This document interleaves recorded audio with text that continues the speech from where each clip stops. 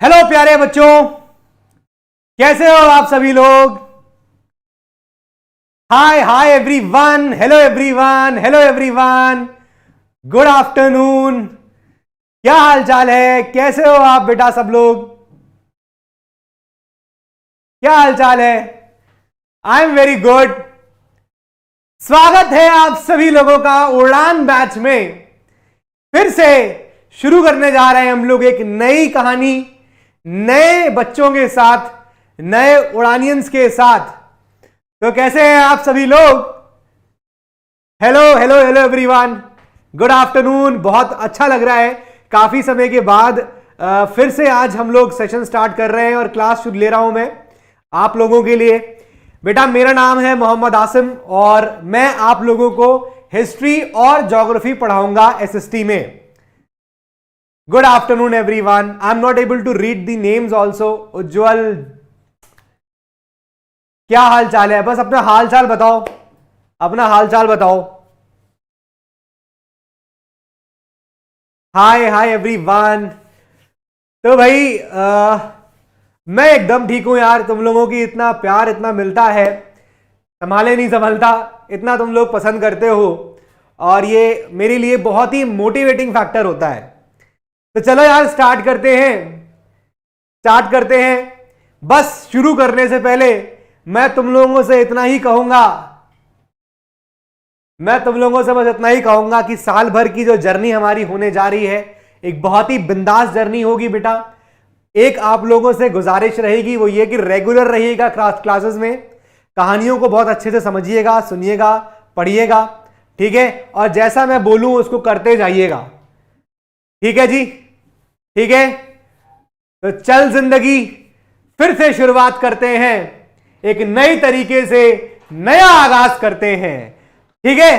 तो शुरुआत करते हैं भाई। देखो पहले क्लास के मैं आपको यहां पर बता देता हूं रूल्स, और ये है वो रूल्स जो बेटा आपको फॉलो करने हैं थ्रू आउट द ईयर, ठीक है। थ्रू आउट द ईयर आपको फॉलो करने हैं बेटा, और कुछ उस पर मैं आपको नजर डलवा देता हूं। प्लीज रिमेंबर दीज 3 पॉइंट्स जो आपको अगले साल तक याद रखने हैं। अब मुझे बताओगे यहां पर कौन कौन नींव वाले बच्चे हैं जो उड़ान में आए हैं और कौन कौन नए बच्चे हैं। यहां नए बच्चे कौन से हैं और पुराने कौन से हैं। एक दिन क्लास डिले हुआ because there was some issue घर पे। माय दादी grandmother is not well, तो उनको देखने मुझे जाना पड़ गया all of a sudden. He is not well, काफी क्रिटिकल है वो, तो इसलिए एक दिन क्लास जो है वो आई थिंक नीव का था, मुझे याद नहीं आ रहा है। एनीवे हाँ, नीव वाले कौन से हैं, नीव नीव नीव नीव नीव, और न्यू वाले कौन से हैं, पुराने और नए लिख दो, पुराने और नए। जो पुराने हैं ओके, जो पुराने हैं वो बता दे।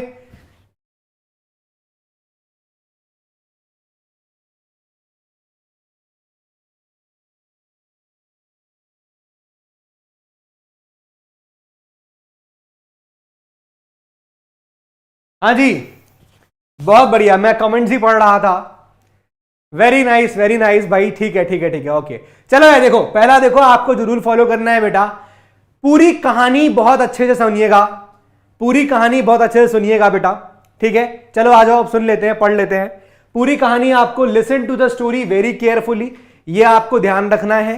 दूसरा point, make flow charts with me. जो नए बच्चे हैं वो सुन लें कि आपको मेरे साथ फ्लो चार्ट बनाने हैं। जैसा जैसा मैं डायग्राम बनाऊंगा आप वो डायग्राम बनाइएगा। जो नए बच्चे हैं मैं उनको बता दूं कि मैं हिस्ट्री को ऑब्जेक्टिव बना के पढ़ा देता हूं।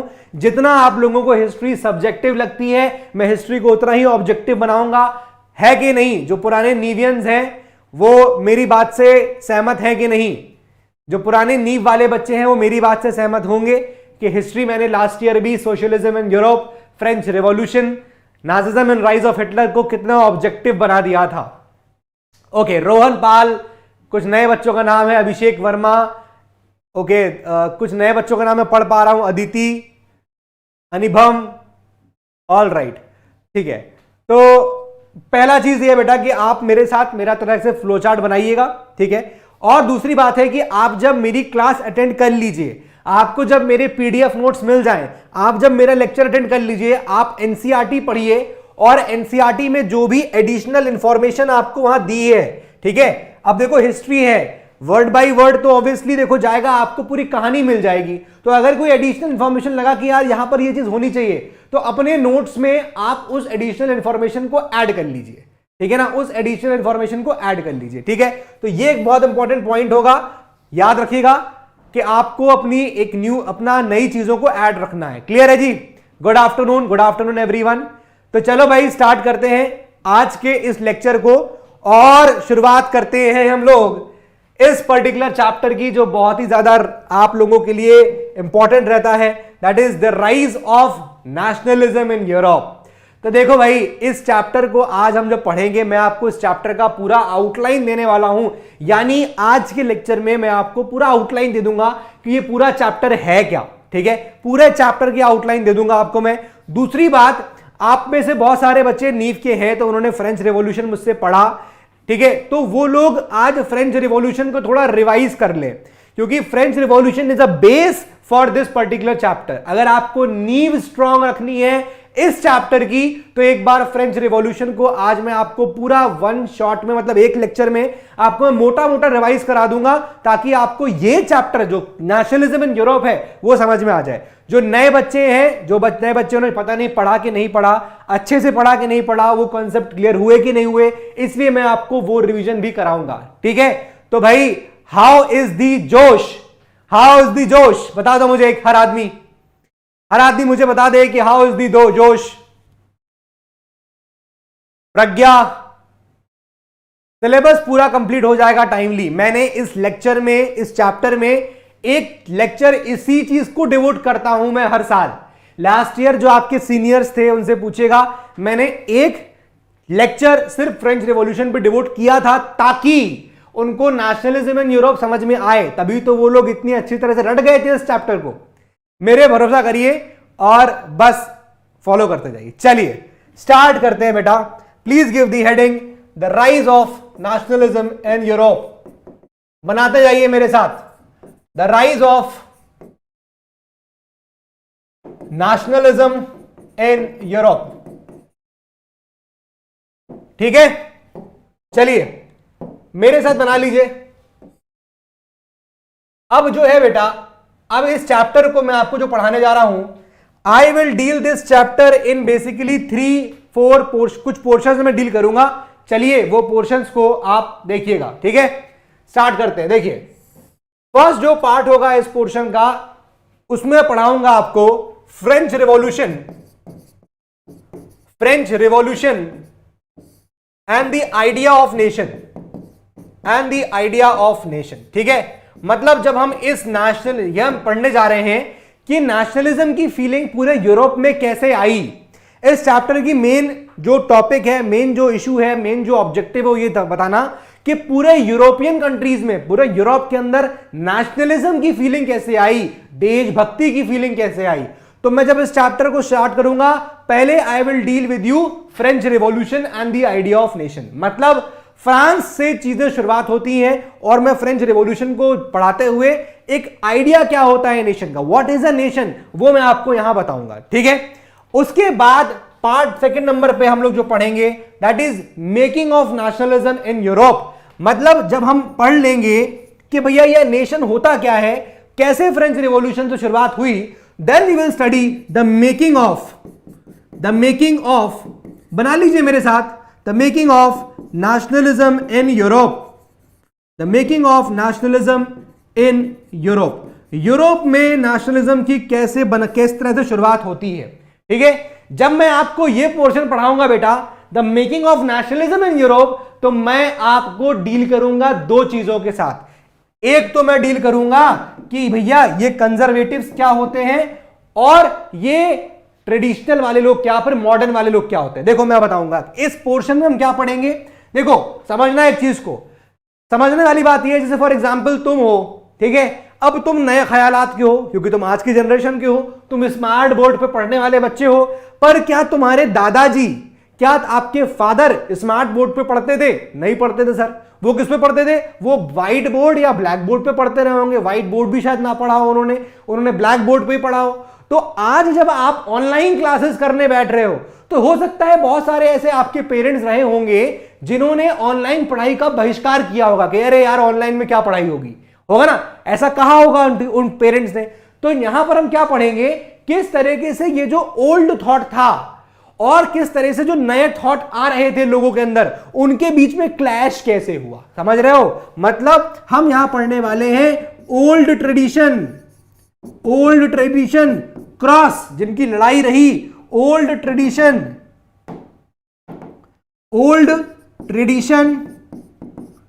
Into modern values. ये चीज हम पढ़ेंगे इसमें। मतलब इसमें भाई देखो, कोई देश कैसे बनेगा, ऑनलाइन सिस्टम कैसे डेवलप होगा। ऑनलाइन सिस्टम ऐसे डेवलप होगा कि आपके पेरेंट्स मना करेंगे कि अरे ऑनलाइन में क्या पढ़ाई होगी, आप कहोगे नहीं सर, नहीं पापा, आसम सर बहुत अच्छा पढ़ाते हैं, है ना। तो ओल्ड ट्रेडिशन कौन हो गया? आपके पेरेंट्स हो गए। मॉडर्न वैल्यूज, मॉडर्न ट्रेडिशन किसका हो गया? आपका हो गया। मॉडर्न वैल्यूज की जगह लिख लो मॉडर्न ट्रेडिशन, ठीक है ना। कौन सा हो गया? Modern tradition. अब समझना, जब आप अच्छा रिजल्ट प्रोड्यूस कर दोगे, पहले तो पेरेंट्स मानेंगे नहीं, आपकी पेरेंट्स से ये लड़ाई चलती रहेगी। क्या? Old tradition and modern tradition. आपकी पेरेंट्स से लड़ाई चलती रहेगी, ओल्ड ट्रेडिशन मॉडर्न ट्रेडिशन। आप कहोगे, पेरेंट्स कहेंगे अरे ऑनलाइन में पढ़ाई नहीं होगी, आप कहोगे नहीं पापा बहुत बढ़िया पढ़ाई होती है। जब ये लड़ाई चलती जाएगी तो पार्ट नंबर 3 आएगा, part number 3। And here I will discuss the age of revolutions.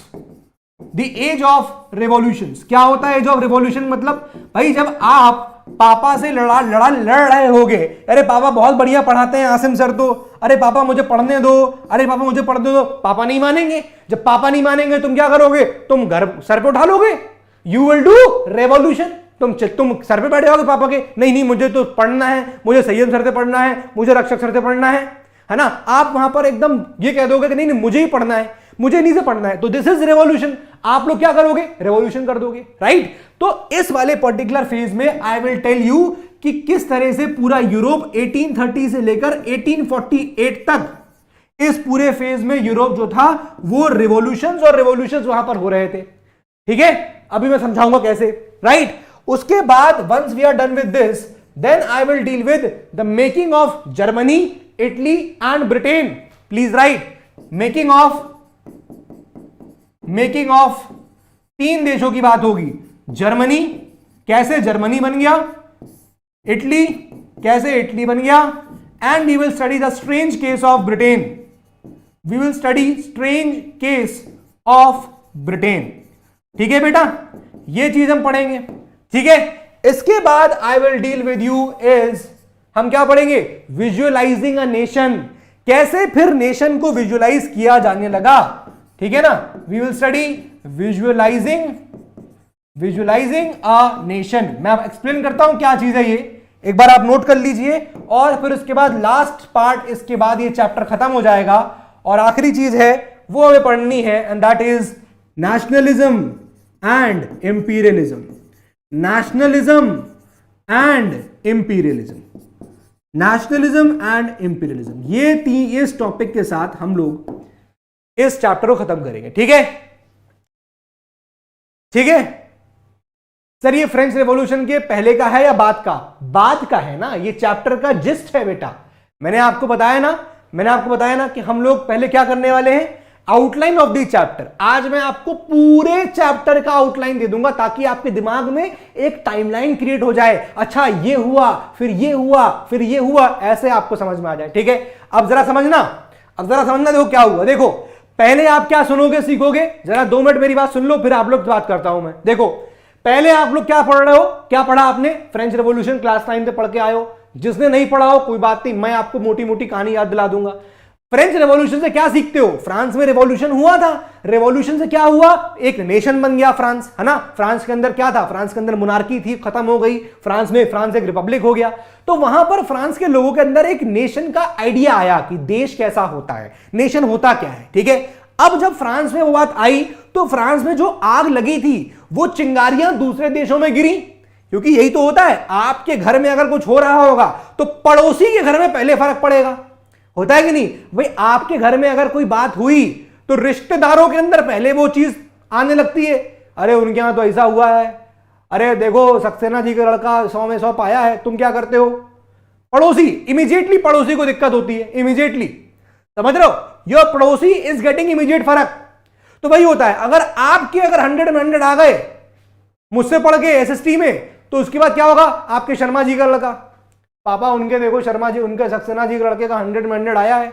तो हुआ क्या? जो आग आपने लगाई एसएसटी के अंदर, जो आग आपने लगाई, उसकी चिंगारी जो है दूसरे देशों में जाएगी, दूसरे पड़ोसी के यहां पहुंच जाएगी, तो वो भी कहने लगेगा हमको भी पढ़ना है भाई उनसे, हमको भी डलवाओ ऑनलाइन कोर्स। तो ये होने लगेगा। यही चीज हुआ, फ्रेंच रेवोल्यूशन हुआ, फ्रेंच रेवोल्यूशन हुआ, जो आग फ्रांस में लगी अब वो आग और देशों में फैलने लग गई। जब और देशों में आग फैली तो अब समझ में आया क्या, कैसे हम यूरोप के अंदर नेशन बनाएंगे, यानी पूरे यूरोप में नेशनलिज्म की फीलिंग दौड़ने लगी। भाई फ्रांस तो एक यूरोपियन कंट्री है ना, वैसे ही पूरे यूरोप में अलग अलग देशों में नेशनलिज्म की फीलिंग आई। अब कैसे आएगी? पूरे यूरोप में पहले मोनार्की थी, यानी राजाशाही थी, तानाशाही चलती थी। वहां के लोगों ने कहा अरे बहुत हुआ तानाशाही, हमको चाहिए अब डेमोक्रेसी, हमको आजादी चाहिए, ये हम नहीं होगा कि ये ऐसा कर दो तो हम मान लेंगे, हमको नहीं चाहिए, I want freedom, we all want freedom. तो भैया जब ये फ्रीडम मांगने निकले, कौन लोग मांगेंगे? Common man. ओल्ड ट्रेडिशन, ये तो ओल्ड ट्रेडिशन, ये क्या कहेगा? ये राजा है, ये मोनार्की है, ये कहेगा नहीं नहीं मोनार्की चलेगी। ये लोग कहेंगे नहीं नहीं नहीं मोनार्की नहीं, democracy is the new thing. अब भैया डेमोक्रेसी की बात करो, ये लोग कहेंगे, ओल्ड ट्रेडिशन वाले कहेंगे अरे भाई साहब मोनार्की, ये लोग कहेंगे नहीं भाई साहब डेमोक्रेसी। मतलब ये आपके पापा हो गए, ग्रैंडफादर हो गए, फादर हो गए, जो लोग ओल्ड ट्रेडिशन की बात करेंगे, अरे ऑनलाइन में क्या पढ़ाई होगी, अरे ऑनलाइन में क्या पढ़ा पाएंगे वो लोग, ठीक है। एक आप लोग हो गए मॉडर्न ट्रेडिशन, अरे नहीं पापा एडटेक बोलते हैं उसको, एजुकेशन टेक्नोलॉजी, एडटेक का जमाना आ गया है, तो आप लोग लड़ोगे। यही यूरोप में हो रहा था। जो कंजर्वेटिव्स थे यानी वो ओल्ड ट्रेडिशन के लोग थे, ओल्ड ट्रेडिशन के लोगों को हम लोग क्या बोल रहे थे? कंजर्वेटिव्स बोल रहे थे कि ये लोग कंजर्वेटिव्स हैं, ठीक है ना, मतलब पुरानी सोच के लोगों को कंजर्वेटिव्स बोला जाता है। तो वो लोग कंजर्वेटिव्स थे, आप लोग मॉडर्न ट्रेडिशन वाले कह रहे थे डेमोक्रेसी लाओ। तो इन दोनों के बीच में क्या हुआ? टसल होना शुरू हो गई, लड़ाई होना शुरू हो गई। जब इनके बीच में लड़ाई हुई तो एज ऑफ रिवॉल्यूशंस के अंदर मैं आपको बताऊंगा पूरे यूरोप में 1830 से लेकर 1848 तक, फ्रॉम 1830 टू 1848 पूरे यूरोप में रेवोल्यूशन ही रेवोल्यूशन हो रहे थे। यही वो फेज यहां पर मैं आपको बताऊंगा। अब जब एक बार रेवोल्यूशन हो गया, जब लोगों ने अपना तख्ता पलट कर दिया, लोगों ने रेवोल्यूशन कर दिया, जब रेवोल्यूशन होगा तो उसका आउटकम क्या होगा? आउटकम था जर्मनी देश बन गया, आउटकम था इटली देश बन गया, आउटकम था ब्रिटेन देश बन गया। तो देखो इसी को बोला जा रहा है making of Germany, making of Italy and a strange case of Britain. समझ में आ रहा है? अब ये तीन नेशन बन गए तो फिर नेशन की पहचान कैसे करी जाएगी, उसके लिए मैं आपको पढ़ाऊंगा विजुअलाइजिंग अ नेशन।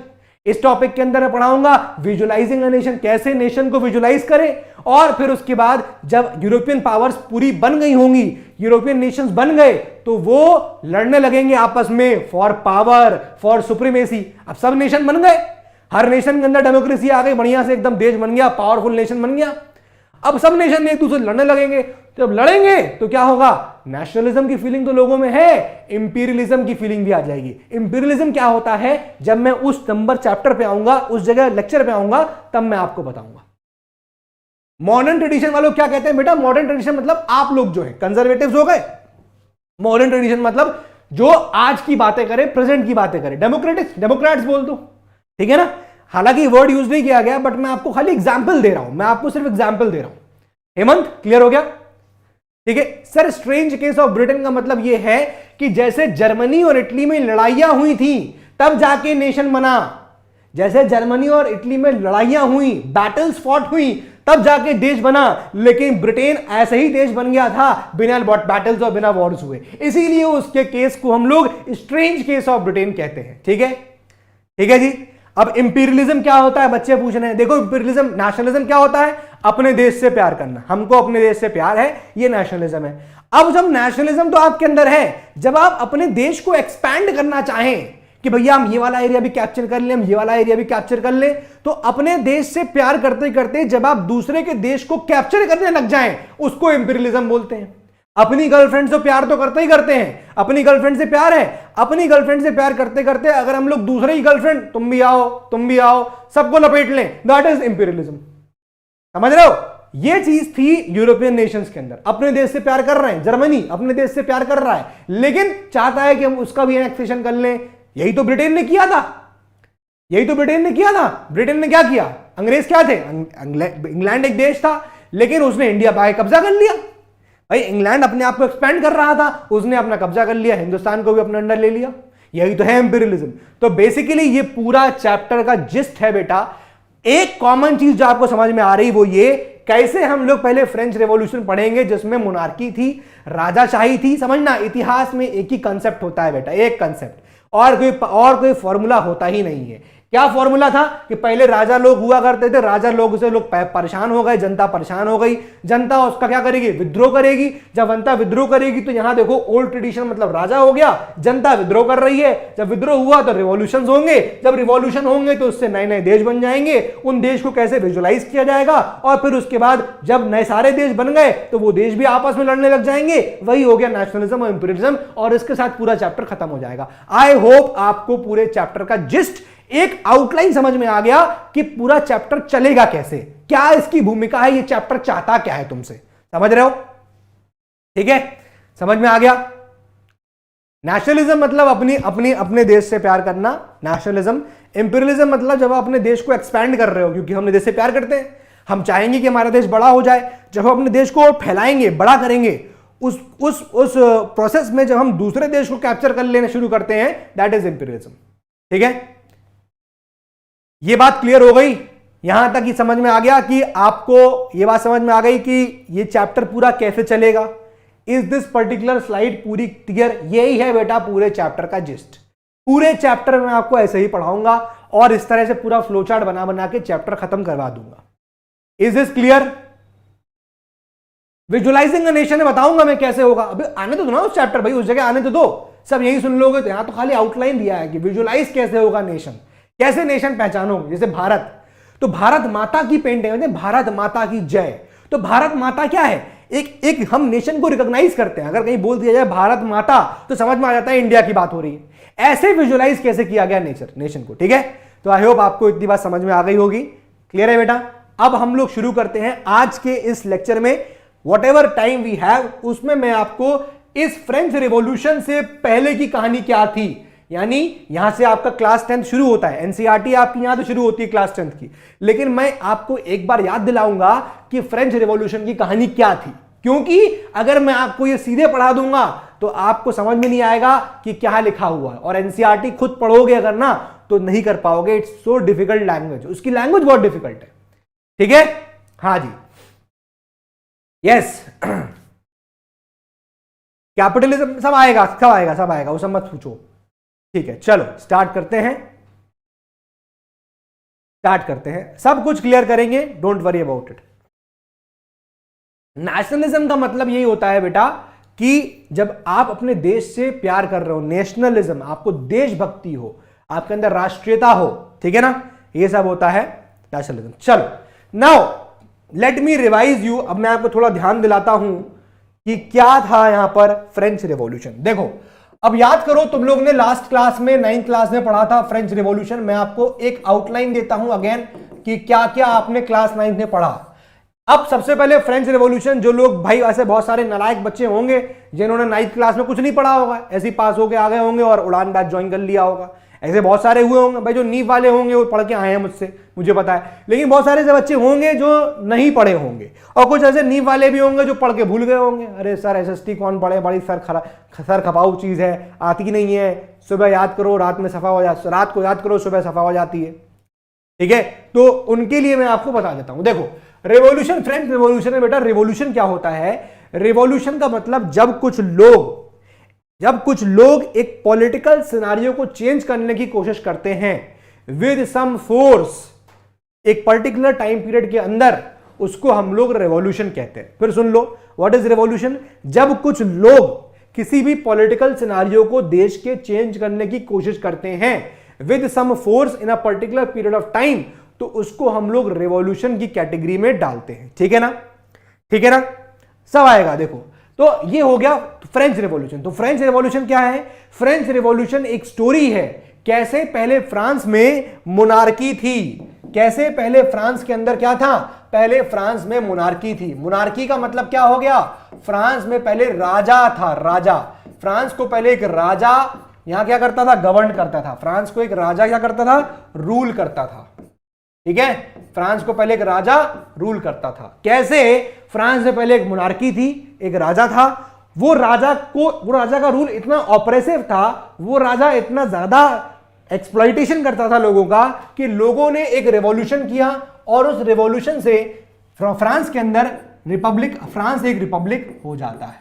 ठीक है ना, फ्रांस एक रिपब्लिक हो जाता है। रिपब्लिक मतलब फ्रांस में इलेक्शंस होने लगते हैं। हेड ऑफ द स्टेट जो है यानी राजा अब अपॉइंटेड नहीं, हेरिडिटरी नहीं, वहां पर इलेक्शंस होने लगते हैं कि कौन हमारा हेड होगा गवर्नमेंट का। ठीक है ना, नोट्स बनाने हैं कन्हैया बाटला, यस नोट्स बनाने हैं मेरे साथ, आप लोग लिखते चलिएगा, इसलिए मैं आप लोगों को इतना टाइम दे रहा हूं। ठीक है, तो वह फ्रेंच रेवोल्यूशन की जब कहानी मैं आपको डिस्कस कर रहा हूं, तो in the story of French revolution I will be talking it in 2 parts. ठीक है, मैं इसको 2 पार्ट में पढ़ाऊंगा। चलिए देख लीजिए, मैं इसको 2 पार्ट से पढ़ाने वाला हूं बेटा। पहले पार्ट में आई will discuss the pre 14th जुलाई 1789 के इंसिडेंट्स क्या थे। मैं आपको पहले यह पढ़ाऊंगा कि 14 जुलाई 1789 से पहले क्या क्या इंसिडेंट्स फ्रांस में हो रहे थे।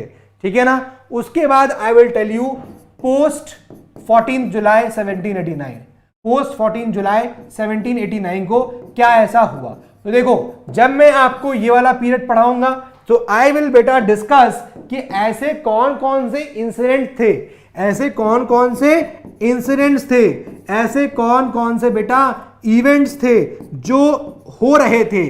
ठीक है, और फिर फ्रांस में ऐसा क्या हुआ।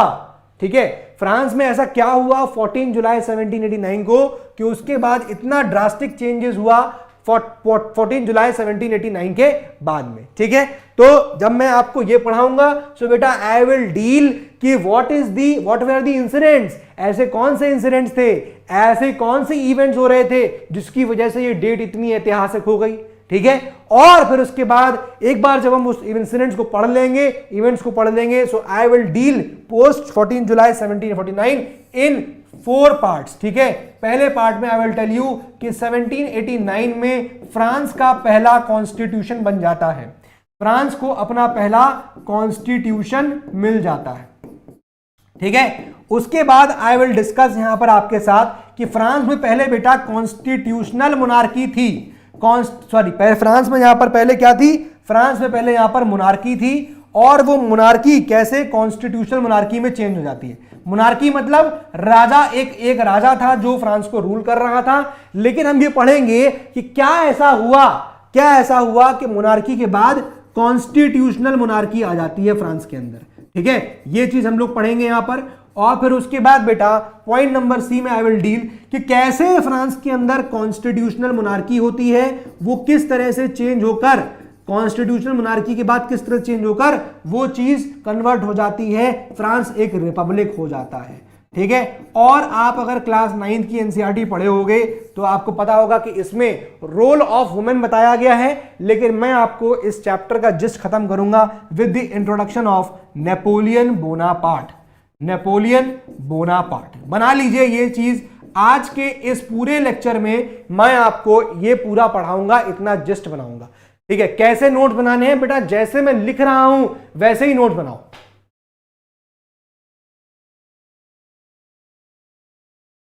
ठीक है, ठीक है। प्री एंड पोस्ट का मतलब होता है आदित्य बेटा, प्री मतलब 14 जुलाई से पहले, जैसे आपके होते हैं ना प्री बोर्ड्स होंगे, प्री बोर्ड यानी बोर्ड से पहले एग्जाम। ठीक है, तो प्री मतलब 14 जुलाई से पहले क्या है, और पोस्ट मतलब 14 जुलाई के बाद क्या क्या हुआ। क्लियर हो गया, समझ में आ गया। अभी मैं सब बताऊंगा, देखो यूटोपियन क्या है ये सब चीज समझाऊंगा। आज मेरे साथ देखो, आगे मत चलो। आप लोगों को सीनियर्स की सबसे अच्छी बात यह थी कि उन लोगों ने इस चीज पे विश्वास किया कि सर जो पढ़ा रहे हैं, जिस तरीके से पढ़ा रहे हैं बेटा, तुमको चैप्टर ना यहां बस जाएगा, यहां पर दिमाग में। इसलिए कह रहा हूं इस चैप्टर को मेरी तरह पढ़ो, क्योंकि ऐसे बेटा ये चैप्टर बहुत बड़ा है, कंफ्यूज हो जाओगे। जो मैं बता रहा हूं उसको पढ़ते चलो। ठीक है, ठीक है, क्लियर है? यूटोपिया बताऊंगा ना बेटा, अभी क्यों आ रहा हूं, वो नेक्स्ट लेक्चर में आएगा जब मैं आपको पढ़ाऊंगा उस चीज को। Distinguish between monarchy and constitutional monarchy I will tell you जब यहां पर आऊंगा। अभी ये क्लियर हो गया कि नहीं, ये बताओ पहले, ये क्लियर हो गया कि ये स्लाइड क्लियर होगी? देखो आगे आगे मत सोचो, ये बताओ कि ये क्लियर हुआ कि नहीं। Is this slide clear? कि इस वाले आज के लेक्चर में हम ये पढ़ने वाले हैं कि कैसे पहले फ्रांस में जो एक मोनार्की थी वो खत्म होके कैसे फ्रांस एक रिपब्लिक हो जाता है, ठीक है ना। और लेक्चर नंबर 2 में हमारी शुरुआत यहीं से होगी कि व्हाट वेयर दी चेंजेस जो फ्रेंच रिवॉल्यूशन में हुए थे। क्लास 10 की एनसीईआरटी यहीं से शुरू होती है। क्लास 10 की एनसीईआरटी पता क्या स्टार्टिंग है उसकी? एनसीईआरटी स्टार्टिंग ऐसे है कि क्या क्या चेंजेस आ गए थे 1789 के बाद, व्हाट वेयर द चेंजेस जो फ्रांस में हो गए थे। अब भैया अगर तुमको ये नहीं पता होगा कि फ्रांस पे पहले क्या था, यानी तुम्हें क्लास 9th नहीं पता होगा, तो तुम क्लास 10th कैसे बता पाओगे? समझ रहे हो? ठीक है ना।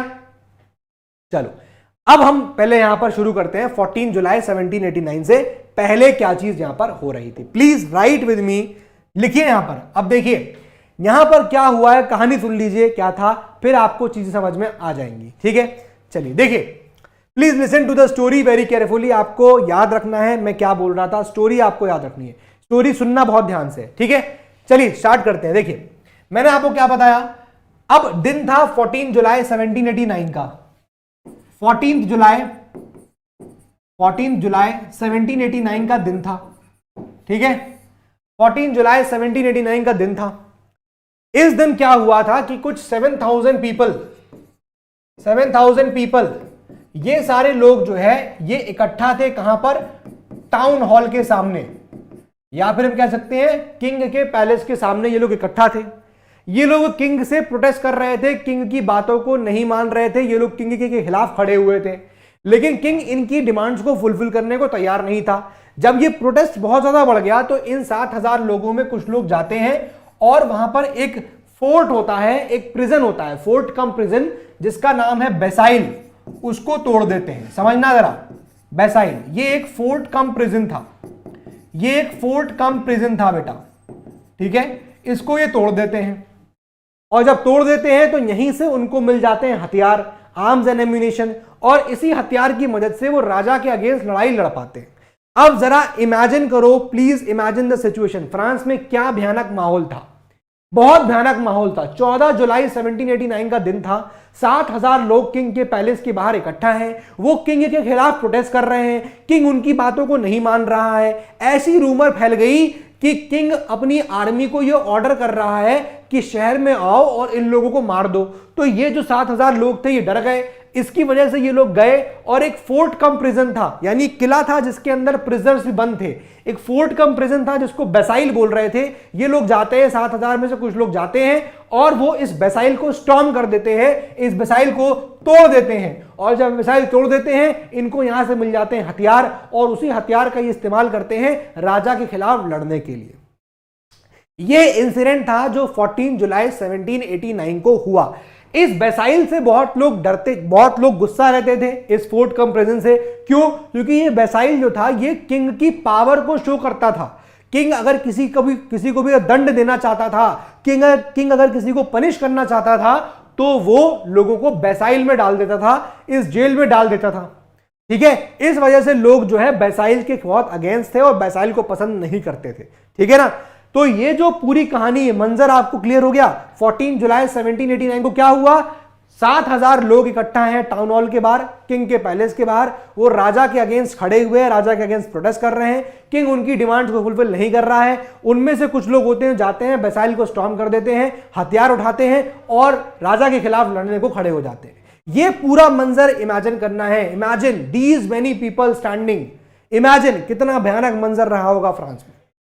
जिस मैं राजा की यहां पर बात कर रहा हूं उसका नाम था लुइस 16, उसका नाम था लुइस 16। लुइस 16 एक बूरबॉन फैमिली को बिलोंग करता था, ही बिलोंग्ड टू अ बूरबॉन फैमिली, और लुइस 16 की शादी हुई थी मैरियट एंटोनी से, मैरिया एंटोनिट, इससे उसकी शादी हुई थी, ठीक है ना। इसकी स्पेलिंग देख लिया, मैरिया एंटोनिट से इसकी शादी हुई थी, ठीक है। अब जब ये इंसिडेंट यहां ये आप जान रहे हो, ये मैरी एंटोनेट है, ये फ्रांस, ये ऑस्ट्रिया की प्रिंसेस थी, she was the princess of Austria. अब मैं आपको दोनों इसलिए बता रहा हूं क्योंकि यही लुइस 16 तो बोर्बन फैमिली का है, फ्रांस को बिलोंग कर रहा है, और ये जो है ऑस्ट्रिया की है। मैं आपको देश का नाम इसलिए बता रहा हूं क्योंकि आपको पता चलेगा इस चैप्टर में, क्लास 10th के चैप्टर में आपको पता चलेगा क्या, आपको पता चलेगा कि फ्रांस ने ऑस्ट्रिया पे हमला भी कर दिया था, यानी जहां शादी हुई वहीं हमला कर दिया, ससुराल पे हमला कर दिया लुइस 16 ने। ये चीज आप पढ़ोगे, ठीक है ना, ये चीज आप पढ़ोगे, क्लियर है। तो लुइस 16 ने फ्रांस पे बाद में ऑस्ट्रिया पे हमला भी कर दिया था, ठीक है। तो ये राजा की कहानी हमें समझनी है। अब ये फ्रांस में इंसिडेंट 14 जुलाई 1789 को क्यों हुआ, इसको समझने के लिए हम लोगों को थोड़ा पीछे जाना पड़ेगा, और वो होगा, ईयर होगा 1774 का। प्लीज, ठीक है ना, प्लीज सी भाई ये इंसिडेंट क्यों हुआ, 14 जुलाई 1789 को ये इंसिडेंट क्यों हुआ, अब वो समझने के लिए हमें जाना पड़ेगा 1774 में, ठीक है। देखिए 1774 आते आते बेटा फ्रांस में बहुत ज्यादा बैंकरप्सी हो गई थी, फ्रांस कंगाली पे खड़ा हुआ था, फ्रांस के एकदम फंड्स खत्म हो गए थे, फ्रांस एक बैंकरप्ट कंट्री होता जा रहा था, यानी पैसे नहीं थे। फ्रांस बैंकरप्ट क्यों हो रहा था, फ्रांस बैंकरप्ट क्यों हो रहा था, उसके कुछ रीजंस थे, और वो रीजंस को यहां पर आपको थोड़ा जानना है। 5 रीजंस थे, मैं आपको बता देता हूं। पहला रीजन क्या था, देखो, why was France getting bankrupt. पहला रीजन क्या है, पहला रीजन था कि फ्रांस को लड़ाई लड़ना बहुत पसंद थी, फ्रांस को लड़ाई लड़ना बहुत पसंद थी, यानी France was engaged in Wars, और जब भी कोई देश वॉर में लड़ाई लड़ेगा तो उसके खर्चे होंगे, और खर्चे होने की वजह से क्या होगा, उसके फंड्स भी कम होते जाएंगे, ठीक है ना। फिर उसके बाद पॉइंट नंबर बी, फ्रांस जो है, उस फ्रांस में एक महल था जिसको बोलते हैं पैलेस ऑफ वर्साइल। ये एक बहुत ही भव्य पैलेस था, और इसका मेंटेनेंस करना अपने आप में बहुत बड़ा खर्चे का काम था, इस वजह से भी फ्रांस के फंड्स गिर रहे थे, ठीक है। तो maintaining the palace of Versailles, maintaining the palace of Versailles, ठीक है ना। इस पैलेस को मेंटेन करने में बहुत पैसा लगता था। तीसरा पॉइंट यहां पर यह है कि फ्रांस ने अमेरिका की कुछ कॉलोनीज थी जो कि ब्रिटेन के कब्जे में थी, फ्रांस ने उन अमेरिकन कॉलोनीज को इंडिपेंडेंस दिलाया था, और जब ऐसे काम करोगे, फ्रांस ब्रिटेन से पंगे लेगा, तो ऑब्वियसली उसमें भी खर्चे होंगे, और यह भी एक रीजन बन गया था फ्रांस की बैंकरप्सी का, ठीक है। इंडिपेंडेंस टू अमेरिकन कॉलोनीज, मैं खाली आपको याद दिलवा रहा हूं ये chapter, independence to American colonies, independence to American colonies, ठीक है, ठीक है जी, ठीक है। फिर उसके बाद पॉइंट नंबर डी, फ्रांस ने बहुत ज्यादा लोन लिए थे, फ्रांस ने लोन लिए थे वॉर लड़ने के लिए, और अब फ्रांस को वो पैसे वापस करने थे, and that too at the interest of 10% पर एनम। और जब ऐसा काम होगा, जब लोन की वापसी करनी पड़ेगी तो पैसे खर्च होंगे, and this also became one of the reasons for the bankruptcy of France, ठीक है ना। तो interest, loan to be returned, loan to be returned, loan को रिटर्न करना था, लोन टू बी रिटर्न्ड, और वो भी एट द रेट ऑफ 10% पर एनम के इंटरेस्ट से, ठीक है। Point number D. Point number ई क्या था, पॉइंट नंबर ई क्या था, पॉइंट नंबर ई है सर, मिसलेनियस खर्चे होते हैं ना सरकार के मिसलेनियस खर्चे होते हैं कि नहीं होते हैं भाई, लोगों को तनख्वाह देनी है, बिजली पानी इन सब का, सड़कें बनानी है, सब खर्चा होगा कि नहीं होगा। तो यही यहां पर हो गया, ये रीजंस थे कि why France was getting bankrupt, ठीक है ना, ये रीजंस हैं why France was getting bankrupt. याद आ रहा है, व्हाई फ्रांस गेटिंग कंगाल, क्यों फ्रांस कंगाल हो रहा था, उसके ये रीजंस थे। याद आ रहा है, क्लास 9 में पढ़ा था मैं बेटा, एक क्लास तुम लोगों को सोचो जरा, पैसे तुम लोगों को भाई देखो पढ़ाने के लिए कहा था उड़ान बैच 10th, आप सर 9th पढ़ा रहे हो, भाई फायदा ही है तुम्हारा। मैं चाहता हूं तुम्हारा बेस बहुत स्ट्रांग हो, इसलिए मैंने एक लेक्चर तुमको दिया फ्रेंच रिवॉल्यूशन पे, ताकि तुम लोगों को क्लियर हो जाए। अब सोचो तुम्हारी एनटीएससी की तैयारी के लिए भी इंपॉर्टेंट है, जो उनको एनटीएससी देना है उनके लिए भी इंपॉर्टेंट है, वहां भी देखो मैंने पढ़ा दिया, 9th नहीं पढ़ाया था अब भी पढ़ा रहा हूं, एक ही लेक्चर है ऐसा, ताकि तुम लोगों को रिफ्रेश हो जाए। अब तुम लोगों ने फ्रेंच रेवोल्यूशन कब पढ़ा था? लास्ट ईयर टर्म 1 में पढ़ा था, है कि नहीं? लास्ट ईयर टर्म 1 में पढ़ा था, टर्म 2 में तो socialism in Europe and Hitler का चैप्टर पढ़ा था, टर्म 1 में तुम लोगों ने फ्रेंच रेवोल्यूशन पढ़ा था और अब पढ़ रहे हो, इसलिए थोड़ा रिवाइज कर रहा हूं। अगर डायरेक्टली बेटा तुमको चैप्टर 10 मैं शुरू कर सकता था, मुझे क्या था, मैं तो स्टार्ट कर देता तुम लोगों के लिए, चैप्टर 10 शुरू कर दो, चाहे समझ में आए या ना आए। मैं चाहता हूं कि कहानी एकदम क्लियर रहे, एकदम क्लियर रहे, दैट इज वाई बेटा मैं तुम लोगों को 9th ही पढ़ा रहा हूं। ये बात समझ में आ गई? अगर अच्छा लग रहा हो, ये अप्रोच अच्छी लग रही है तो मुझे हार्ट बना के दिखा दो। अगर तुम लोगों को लग रहा है कि हाँ सर जरूरी है, क्लास 10th का नेशनलिज्म इन यूरोप इतना डिफिकल्ट चैप्टर है बेटा, गारंटी और चैलेंज दे रहा हूं, अगर तुमको अच्छे अच्छे टीचर पढ़ा के दिखा दें इस चैप्टर को विदाउट एनी कंफ्यूजन, ठीक है? यहां पर मैं आपको इसलिए क्लास 9 मेहनत कर रहा हूं इतनी कि तुम लोगों को समझ में आ जाए अच्छे से, ठीक है? एक बार बेस क्लियर हो गया आज के दिन तो आपको समझ में आ जाएगा। किसको ये अप्रोच ठीक लग रही है? हार्ट बना के दिखा दो मुझे प्लीज, सेंड दी हार्ट्स। अगर आपको लग रहा है कि एकदम सही है तो प्लीज सेंड दी हार्ट्स, बताइए।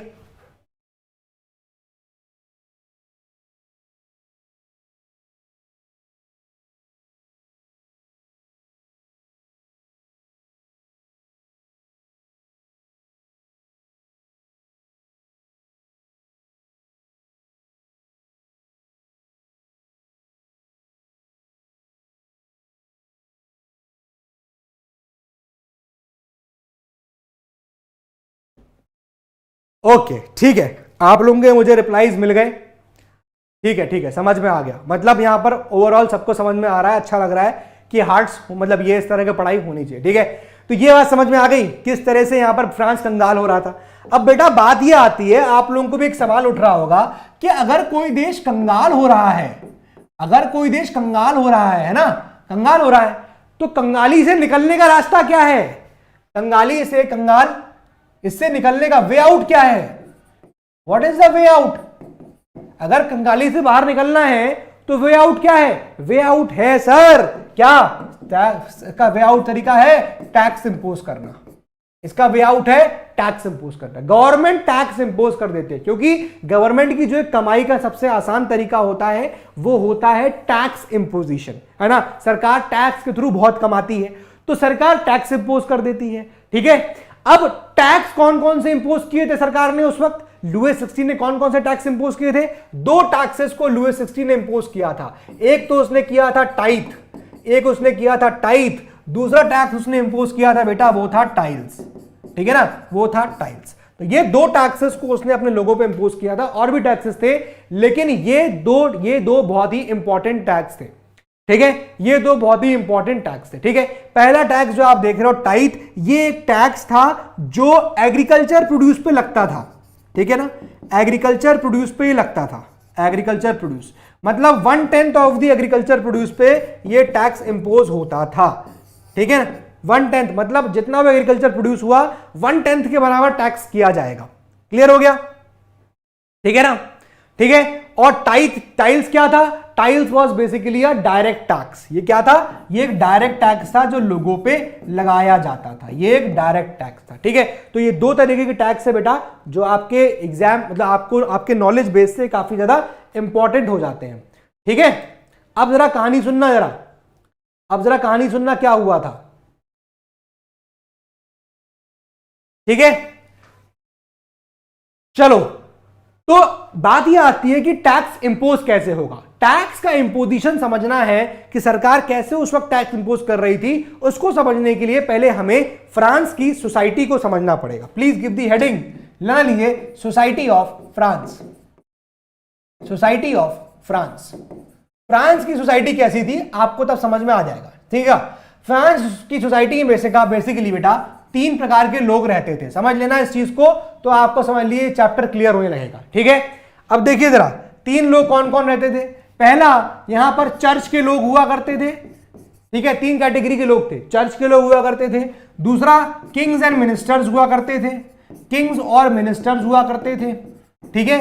और तीसरा जो था वो कॉमन मैन हुआ करते थे, कॉमन मैन, ठीक है। आम आदमी जिसको बोलते हैं वो कॉमन मैन हुआ करता था, ठीक है।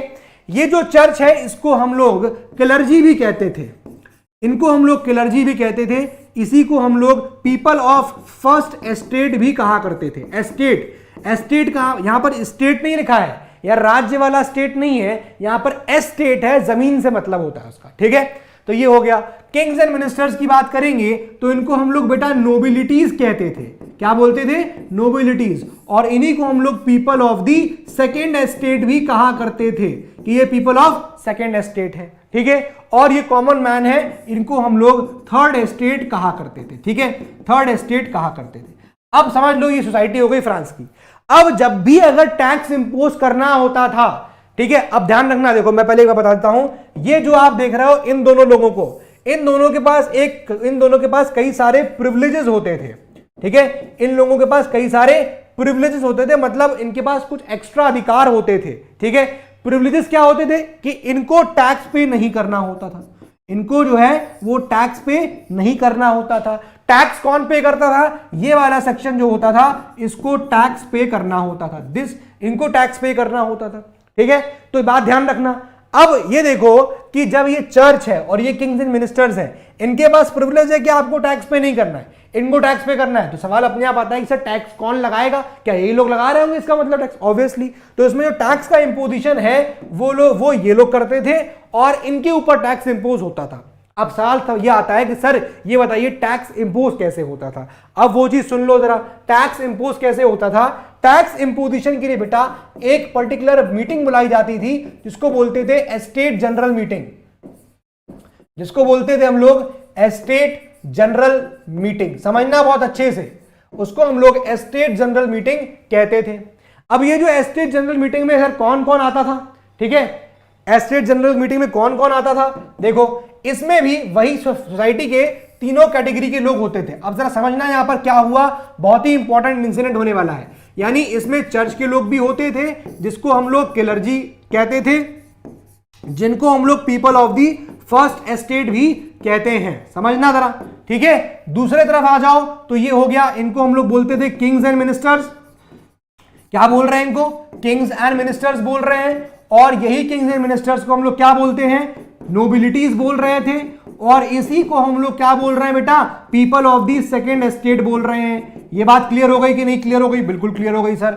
उसके बाद यहां पर क्या आएगा? कॉमन मैन, है ना। कॉमन मैन तो मतलब आम इंसान। अब कॉमन मैन में कौन कौन था? कॉमन मैन ऐसा नहीं गरीब इंसान, यहां पीजेंट्स भी थे, यहां पर पीजेंट्स थे, यहां वर्कर्स थे, यहां पर बिजनेसमैन भी थे, रिच क्लास भी होता था, डॉक्टर्स, लॉयर्स, ये सब थर्ड क्लास की बात, थर्ड एस्टेट के लोग होते थे, ठीक है ना। तो ये थे थर्ड एस्टेट के लोग। अब जरा समझना यहां क्या होता था। देखो अगर आपको टैक्स इंपोज करना होता है तो ये एस्टेट जनरल की मीटिंग को कॉल करना पड़ता था, ठीक है ना।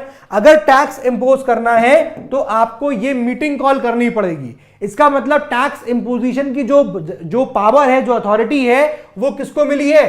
कौन टैक्स इंपोज कर सकता है? टैक्स इंपोज करने की जिम्मेदारी इस एस्टेट जनरल मीटिंग के पास होती थी।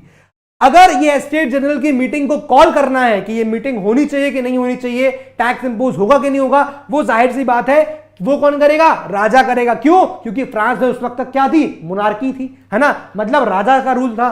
तो बेसिकली याद रखना कि अगर टैक्स को इंपोज करना है तो, या हम ये कहें कि अगर एस्टेट जनरल की मीटिंग आपको कॉल करनी है तो ये कॉल करने की जो पावर थी वो किंग के पास थी, ठीक है। और अगर टैक्स इंपोज करना है तो टैक्स इंपोज करने की पावर इस एस्टेट जनरल मीटिंग के पास थी। यानी किंग जो है अकेले टैक्स इंपोज नहीं कर सकता था। किंग को अगर टैक्स इंपोज करवाना है, किंग को अगर टैक्स इंपोज करना है तो उसको एस्टेट जनरल की मीटिंग कॉल करनी पड़ेगी। और जब वो मीटिंग कॉल करेगा तो ये तीनों ही लोग आएंगे, ये तीनों ही लोग आएंगे, ठीक है। मतलब चर्च के लोग भी होंगे, किंग्स एंड मिनिस्टर्स भी होंगे और कॉमन मैन भी होंगे, ठीक है। अब क्या हुआ कि जब ये मीटिंग बुलाई गई, अब फ्रांस की हालत बहुत खराब हो गई थी। मैंने क्या बताया? फ्रांस की हालत बहुत खराब हो गई थी। क्यों? फ्रांस 1774 तक बैंकरप्सी के कगार पे आ गया था। फ्रांस एकदम कंगाल हो गया था। अब जब फ्रांस कंगाल हो गया तो उसकी सरकार ने क्या किया?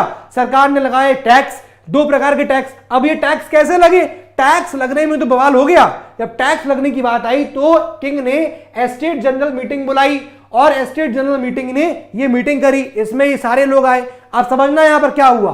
इस मीटिंग में टैक्स कैसे इंपोज होता था, इनके पास, चर्च के पास जो है बेटा, इन लोगों के पास एक वोट हुआ करता था। यानी इसमें जो है टोटल जितने भी लोग होते थे चर्च के, उन सबको टोटल मिला के एक वोट मिलता था। ठीक है, किंग्स और नोबिलिटीज के पास जो है सब मिला के जितने भी मिनिस्टर्स हैं, किंग्स थे, उनको मिला के सब एक वोट होता था। और कॉमन मैन जितने भी होते थे इस मीटिंग के अंदर, उन सबको मिला के एक वोट होता था। ठीक है, इस तरह से इनके पास होते थे वोट्स। तो जब भी यहां पर आपको टैक्स इंपोज करना पड़ता था, अगर टैक्स इंपोज करना पड़ता था, तो ये दोनों लोग तो मिल जाते थे, है ना, ये दोनों लोग मिल जाते थे आपस में, क्योंकि किंग्स और मिनिस्टर्स और चर्च मिली भगत खेलते थे। तो इन लोगों के हो जाते थे 1 + 1 = 2 वोट्स हो जाते थे। इन लोगों के पास एक ही वोट रह जाता था, ये लोग बेचारे हार जाते थे और टैक्स इंपोज हो जाता था। ठीक है ना सर, एस्टेट जनरल में कौन कौन होता था, यही 3 लोग होते थे बेटा जो बता रहे हैं। ठीक है ना, यही 3 लोग होते थे। अब क्या हुआ कि जब भाई साहब ये लोग, इनके पास 2 वोट हो गए, इनके पास 1 वोट हो गया, तो हर बार आसानी से जो है टैक्स इंपोज हो जाता था। यही बहुत बड़ी प्रॉब्लम हो गई थी। इस बार कॉमन मैन ने कहा कि नहीं नहीं, हम अब इस बात को नहीं मानते हैं। कौन सी बात को? हम ये नहीं मानते हैं जो आप लोग कहते हो क्या, 1 एस्टेट 1 वोट। अभी तक क्या चल रहा है, 1 एस्टेट 1 वोट, यानी एक पूरे एस्टेट को 1 वोट दिया जाएगा। ठीक है, अब कॉमन मैन ने कहा कि हम लोग अब इस पर्टिकुलर चीज को नहीं मानते हैं, we don't agree to this. हम क्या चाहते हैं, उन्होंने कहा कि भाई देखिए ऐसा है, यहां पर कितने लोग हैं, इस चर्च में कितने लोग हैं, इस चर्च में 300 लोग होते हैं। किंग्स एंड मिनिस्टर्स कितने थे, 300 थे। ये कॉमन मैन कितने थे, 600 थे। तो अभी तक क्या होता था कि अगर इनको टैक्स लगवाना है चर्च वालों को, तो 300 लोग अगर हां बोल देते थे तो 1 वोट काउंट होता था। जैसे ही 300 लोग, ये लोग 300 लोग में सहमति बन जाएगी तो 1 वोट होता था, और जनरली सब लोग यस कर देते थे। कॉमन मैन जब 600 लोग बोलेंगे तब 1 वोट काउंट होगा। समझ में आ गया? लेकिन इंपॉर्टेंट चीज ये थी बेटा, अब क्या हुआ, अब हुआ ये कि इन्होंने कहा, कॉमन मैन ने कहा नहीं नहीं, हमको ये नहीं चाहिए, हमको 1 एस्टेट 1 वोट नहीं चाहिए। व्हाट वी वांट नाउ, ये लोग डिमांड करने लगे कि हमको अब क्या चाहिए, वी वांट 1 मेंबर 1 वोट। हमको क्या चाहिए, हमको चाहिए 1 मेंबर 1 वोट, हमको एक व्यक्ति को 1 वोट चाहिए। ये चीज जो है उन्होंने बोला, हमको क्या चाहिए, 1 मेंबर 1 वोट। इससे क्या होगा, इससे क्या होगा, इससे क्या होगा, इससे होगा ये भाई साहब, क्या होगा, देख लो भैया क्या होगा इससे क्या हुआ, 300 लोग यहां पर हो गए। ठीक है, 300 लोग यहां पर हो गए। ठीक है, अब अगर इन लोगों को अगर इन लोगों को टैक्स इंपोज करना होता तो 300 + 300 कितना हुआ, 600, और 600 तो ये ऑलरेडी बैठे हुए हैं, तो इतनी आसानी से अब टैक्स इंपोज नहीं हो पाता। अगर ये डिमांड फुलफिल हो जाती तो ये कॉमन मैन की डिमांड थी। कॉमन मैन डिमांड कर रहा था कि भाई साहब हमको ये नहीं चाहिए। इन्होंने इस चीज को क्या किया, इस चीज को उन्होंने रिजेक्ट कर दिया कि हमको 1 एस्टेट, ये चीज जो है रिजेक्ट हो गई कि हमको ये नहीं चाहिए, दिस इज रिजेक्टेड। और उनकी डिमांड थी कि हमको क्या चाहिए, 1 मेंबर 1 वोट चाहिए। जब 1 मेंबर 1 वोट की डिमांड किंग ने मानने को मना कर दिया, किंग ने कहा नहीं नहीं नहीं, कोई 1 मेंबर 1 वोट नहीं होगा, तो यही लोग जो कॉमन मैन है, ये लोग जाते हैं 20 जून को, ये लोग 20 जून 1789, देखो कहां पर आ गई डेट, 20 जून 1789 को ये लोग पहुंचते हैं टेनिस कोर्ट। ये लोग पहुंचते हैं टेनिस कोर्ट, और टेनिस कोर्ट पे पहुंच के बेटा ये लोग वहां पर लेते हैं क्या, एक ओथ लेते हैं, और इस ओथ को हम लोग क्या बोलते हैं, this oath is referred to as the tennis court oath. इसको बोलते हैं हम लोग टेनिस कोर्ट ओथ। इस ओथ में वो लोग क्या कहते हैं, टेनिस कोर्ट ओथ में क्या कहते हैं कि हम लोग अब यहां से नहीं हटेंगे। टेनिस कोर्ट एक कोर्ट था, या टेनिस होता था, उसके कोर्ट के हॉल में ये लोग इकट्ठा हुए 20 जून 1789 को, और कहा कि हम लोग अब यहां से नहीं हटेंगे। इनकी क्या बातें थी, व्हाट वर द डिमांड्स, ये लोग क्या बोल रहे थे, ये लोग बोल रहे थे कि हम लोग यहां से नहीं हटेंगे, and what we will do, इन्होंने कहा, इन्होंने ओथ लिया कि हम लोग किंग की बातों को नहीं मानेंगे। सो दे रिजेक्टेड किंग, इन्होंने क्या कहा, रिजेक्टेड किंग, किंग को रिजेक्ट कर दिया इन लोगों ने, कॉमन मैन ने। दूसरी बात उन्होंने कहा क्या, they declared themselves as the national assembly. इन लोगों ने, यानी कॉमन मैन जो था, ठीक है, declared themselves as national assembly. उन्होंने कहा हम ही लोग अब नेशनल असेंबली हैं। किसने कहा ये चीज कही गई किसके द्वारा, ये चीज कही थी किसने, कॉमन मैन ने, और फिर उसके बाद इन्होंने कहा we will make our own constitution, ठीक है, हम लोग अपना खुद का कॉन्स्टिट्यूशन बनाएंगे। समझ में आ रहा है ये बात? ये चीज इस टेलिस्कोप ओथ में ये 3 डिमांड्स हुई। अब बात ये आती है कॉमन मैन है, इसे इतना तो समझ में आता नहीं। ओथ मतलब होता है शपथ, आईजी शपथ, ठीक है ना, ओथ का मतलब ये होता है। तो अब इन्होंने कहा टेलिस्कोप ओथ में ये कॉमन मैन, अब इनको क्या पता, ये भिखमंगे लोग, पता होता तो है नहीं, बीड़ी उड़ी पी के बैठे रहते थे ये लोग, काम धंधा तो आता नहीं था भाई। कॉमन मैन है, they don't know how to fight, common man is common man. इसीलिए कहते हैं आपको कॉमन नहीं बनना है, you have to be like these people. हमेशा ऐसी मेहनत करो that you become the king, राजा हो यार, राजा, आपको राजा बनना है, आपके सर पे ताज होना चाहिए। Don't be like common man. और हमेशा इफेक्ट कॉमन मैन को होता है, राजा को कभी भी इफेक्ट नहीं होता किसी भी पॉलिसी से। Russia, Ukraine, world war is going on, who is affected? Common man. क्या व्लादिमीर पुतिन पे कोई इफेक्ट आ रहा है? नो।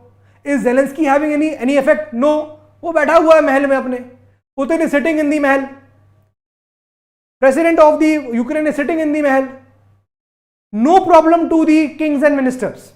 आपको हमेशा राजा बनना है, study, be a king, be a dictator. आप शब्द बोलो और दूसरे के लिए वो एकदम से कमांड होना चाहिए, that should be your aim, ठीक है।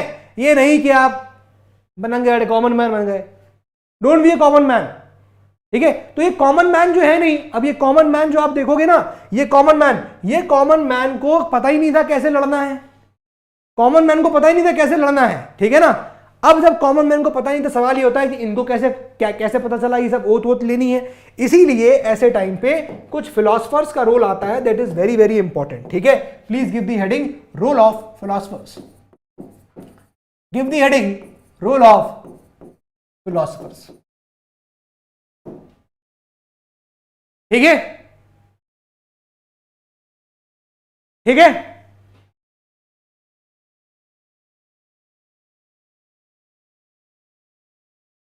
अब भाई कह रहा है सर कॉमन मैन में कुछ होशियार लोग भी तो होंगे, वही होशियार लोगों को बताने जा रहा हूं अब, ठीक है। रोल ऑफ फिलोसफर्स, अब यहां पर कुछ कुछ फिलोसफर्स का रोल आता है, बहुत इंपॉर्टेंट है, जो लोग इनकी हेल्प कर रहे थे। देखो हर फिलोसफर या हर फिलोसफर हम कह सकते हैं, हर व्यक्ति अपने टाइम से बहुत इन्फ्लुएंस होता है। जैसे आज का टाइम है तो you people are influence with edtech classes, you people are influence with online classes, है कि नहीं। लेकिन पुराने लोग they are influence by that time. So every person is influenced by his or her time.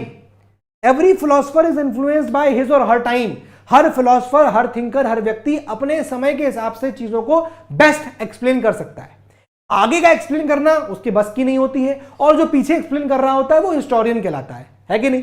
तो यहां पर भी ऐसे कुछ फिलोसफर्स थे जो आगे की मार्गदर्शिता बता पा रहे थे और वो उस टाइम को भी बता पा रहे थे।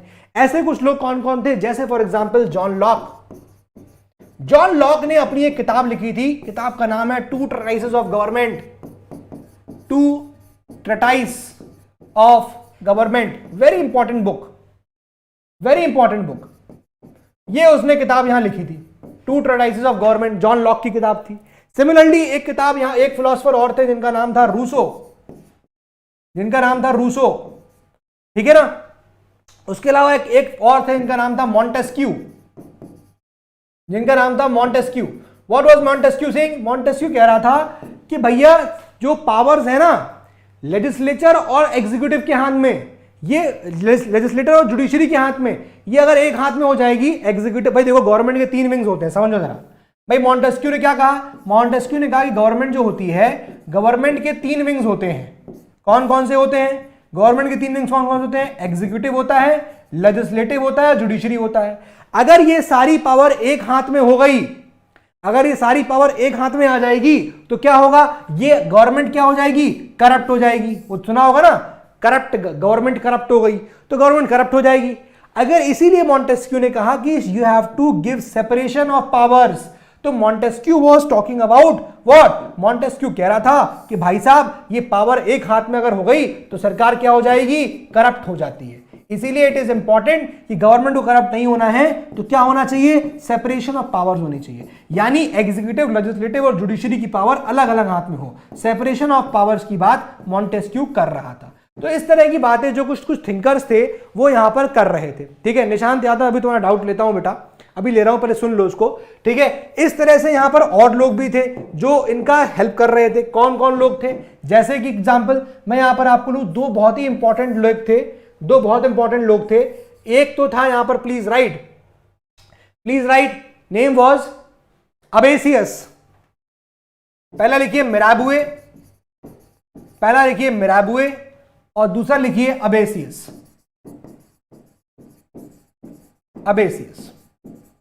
ठीक है, मिराबुए जो था बेटा वो सेकेंड एस्टेट को बिलोंग करता था, सेकेंड एस्टेट को, फिर भी वो थर्ड एस्टेट के लोगों को हेल्प कर रहा था क्योंकि उसको पता था कि थर्ड एस्टेट के लोगों के ऊपर एक्सप्लॉइटेशन हो रहा है। और जो अबेसियस था ये एक प्रीस्ट था और इसने एक पैम्पलेट लिखा था। ठीक है, उस पैम्पलेट का नाम था what is the third estate. ठीक है, तो इन लोगों ने भी बहुत मदद करी थी उस 20 जून 1789 के इंसिडेंट को होने के लिए। इन लोगों का भी काफी ज्यादा इंपॉर्टेंट रोल था, रोल इन इवेंट ऑफ 20 जून। मतलब आप डेट से मत लिखो, लेकिन फिर समझ लो, आप लोग एक बात समझ सकते हो कि इन लोगों का काफी इंपॉर्टेंट रोल था फ्रेंच रिवॉल्यूशन में। ठीक है ना, रोल इन फ्रेंच रिवॉल्यूशन। यहां तक क्लियर हो गया। तो जब ये लोग जो लोग थे यहां पर लोग थे जो टेनिस कोर्ट में इकट्ठा हो जाते हैं और ये तीन डिमांड्स रखते हैं, जब ये किंग इनकी बातों को नहीं मानता है, जब ये लोग बहुत प्रोटेस्ट कर रहे होते हैं, जब किंग इनकी बातों को नहीं मानता है, तो यही 60,000 लोग, ठीक है, यही 60,000 लोग जाते हैं और वो टाउन हॉल के बाहर इकट्ठा हो जाते हैं और टाउन हॉल के बाहर वो प्रोटेस्ट कर रहे होते हैं। और ये जो प्रोटेस्ट होता है, ये प्रोटेस्ट किंग के खिलाफ हो रहा होता है। ठीक है ना, ये टाउन हॉल के बाहर इकट्ठा होते हैं, 7,000 लोग प्रोटेस्ट कर रहे होते हैं। इनमें से कुछ लोग जाते हैं और वो स्टॉर्म कर देते हैं, वो तोड़ देते हैं, किसको, बैसाइल को तोड़ देते हैं। ऐसी अफवाह फैलती है कि एक राजा ने अपनी ट्रूप्स को ऑर्डर कर दिया है कि वो सिटी के अंदर मार्च करें and they kill the people, that is why ये लोग जाते हैं, बैसाइल को स्टॉर्म कर देते हैं। स्टॉर्म करने के बाद वो वहां से हथियार निकाल लेते हैं। ठीक है, ये पूरा सिनारियो चल रहा था। अब हुआ क्या, मतलब दैट इज वाई ये इंसिडेंट आपको समझ में आ गया होगा कि ये पूरा इंसिडेंट 14 जुलाई को क्यों हुआ। आई होप आपको ये कहानी समझ में आ गई होगी कि क्यों 14 जुलाई 1789 को ये इंसिडेंट हुआ। क्लियर हो गया यहां पर? ठीक है, क्लियर हो गया यहां पर। अब जरा एक बात समझो, अब हुआ क्या, प्लीज सुनिए। हुआ ये कि जब इसके बाद 14 जुलाई 1789 के बाद क्या हुआ कि एक रूमर फैल गई। क्या रूमर फैल गई? एक रूमर फैल गई, समझना। रूमर क्या फैली है, देखो, रूमर ये फैल गई कि जो यहां पर सेकेंड एस्टेट के लोग हैं, वो जा रहे हैं और वो थर्ड एस्टेट के लोगों के फसलों को खराब कर देंगे। ठीक है ना, तो सेकेंड, ये ऐसी रूमर फैली थी खाली कि जो सेकेंड एस्टेट के लोग हैं वो जाकर थर्ड एस्टेट वालों की जो क्रॉप्स हैं उनको डिस्ट्रॉय करने वाले हैं। That is why in anticipation third estate वाले लोग पहले से ही तैयार होते हैं और वो जाते हैं सेकेंड एस्टेट की घर वालों को लूटपाट करने लगते हैं। ठीक है, तो यहां पर क्या सिचुएशन बन रही है कि रूमर ये फैली कि सेकेंड एस्टेट वाले थर्ड एस्टेट को जाके उनके क्रॉप्स को डिस्ट्रॉय करने वाले हैं।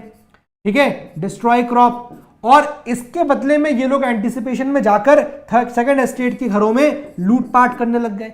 जब सिचुएशन बहुत ज्यादा खराब हो गई, और रूमर मतलब अफवाह, रूमर का मतलब होता है अफवाह। जब सिचुएशन बहुत ज्यादा खराब हो गई बेटा, तो इस सिचुएशन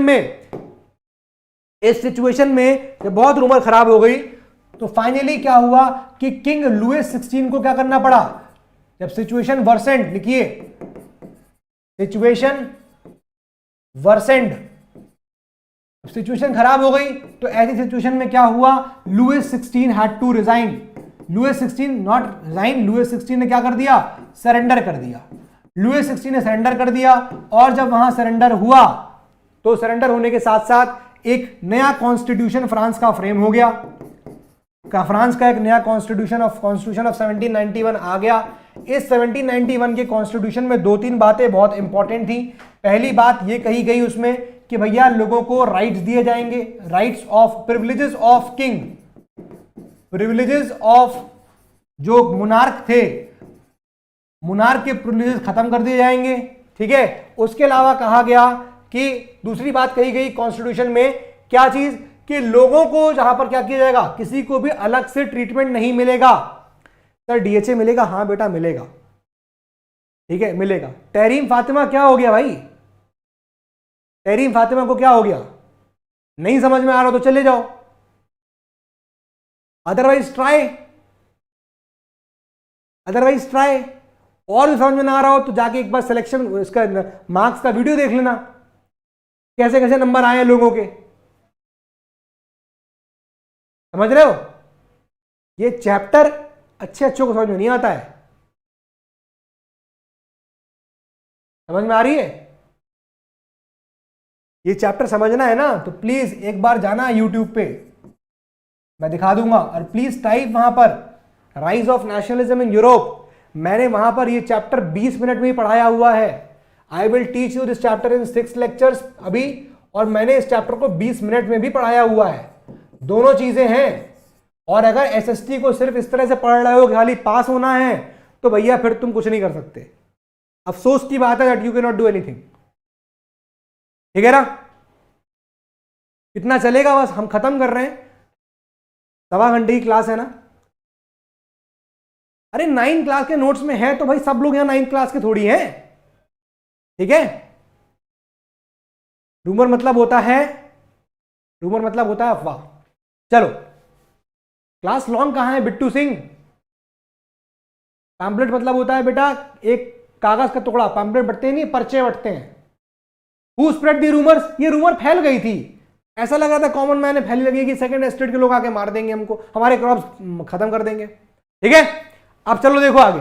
तो कॉन्स्टिट्यूशन 1791 का बना, प्रिविलेजेस थे मुनारे खत्म कर दिए गए, separation of rights, separation of powers हो गया, सेपरेशन ऑफ पावर्स यहां पर कर दिया गया। ठीक है, मतलब अब एग्जीक्यूटिव, लेजिस्लेटिव और जुडिशरी, अभी तक जो किंग के हाथ में था खाली, अब सब कुछ किंग के हाथ में नहीं रह गया। ठीक है, और फिर उसके बाद इन्होंने क्या कहा इसमें, इन्होंने कहा कि जो मोनार्क था, जो मोनार्क था, monarch will be subject to constitution, monarch will be subject, monarch will be subjected to constitutional, constitution, संविधान के अंडर आएगा मोनार्क। इसी को हम लोग बोलते हैं क्या? Constitutional monarchy. इसी को बोला जाएगा बेटा क्या, कि यहीं से आ गई क्या चीज, यहां से आ गई कॉन्स्टिट्यूशनल मोनार्की, कॉन्स्टिट्यूशनल मोनार्की। ठीक है, यहां पर एक चीज और आया था, और वो क्या था? दैट वाज एक डॉक्यूमेंट बनाया गया था, एक डॉक्यूमेंट बनाया गया था जिसको हम लोग बोल रहे हैं declaration of rights of man and citizen, declaration of rights of man and citizen. ठीक है, ये एक डॉक्यूमेंट यहां पर और बनाया गया था।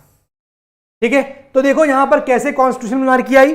What is constitution monarchy? मतलब पहले मोनार्की किसी संविधान से गवर्न नहीं थी, है ना। जब फ्रांस ने अपना पहला कॉन्स्टिट्यूशन बनाया 1791 में, तो उन्होंने मोनार्की को खत्म नहीं किया। उन्होंने कहा मोनार्की रहेगी, राजा रहेगा, लेकिन राजा will be subjected to constitution. राजा उतना ही काम कर पाएगा जो कॉन्स्टिट्यूशन के अंदर लिखे गए हैं, जो कॉन्स्टिट्यूशन के अंदर लिखे गए हैं, राजा खाली वही काम करेगा। एंड दैट इज व्हाई इसको हम लोग क्या बोल रहे हैं? Constitutional monarchy. मोनार्की ऐसी जो कॉन्स्टिट्यूशन के अंडर हो। ठीक है ना? हाँ, बच्चा कह रहा है sir I am asking question, आप जवाब नहीं दे रहे हैं। बताओ भाई, क्वेश्चन बताओ।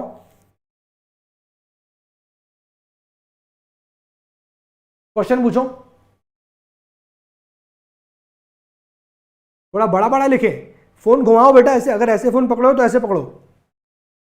हिंदी और मोनार्की, राजाशाही होती है, राजशाही। अभी जैकोबिन पे आए कहां है यार? डायरेक्ट टैक्स मतलब जो सीधे सीधे लोगों से लिया जाता है। वीटो पावर मतलब कि अगर मैंने मना कर दिया, मना तो मना। हाँ, उसकी किताब थी रूसो की सोशल कॉन्ट्रैक्ट। एक बच्चा की याद दिला रहा है, सर आपने किताब का नाम नहीं लिखा। लिखो रूसो की किताब सोशल कॉन्ट्रैक्ट। इसकी बुक का नाम था सोशल कॉन्ट्रैक्ट। ठीक है, इसकी बुक का नाम था सोशल कॉन्ट्रैक्ट। ठीक है, और देखो, और बताओ, रिपब्लिक, हाँ अभी आएंगे एज ऑफ रिवॉल्यूशन पे।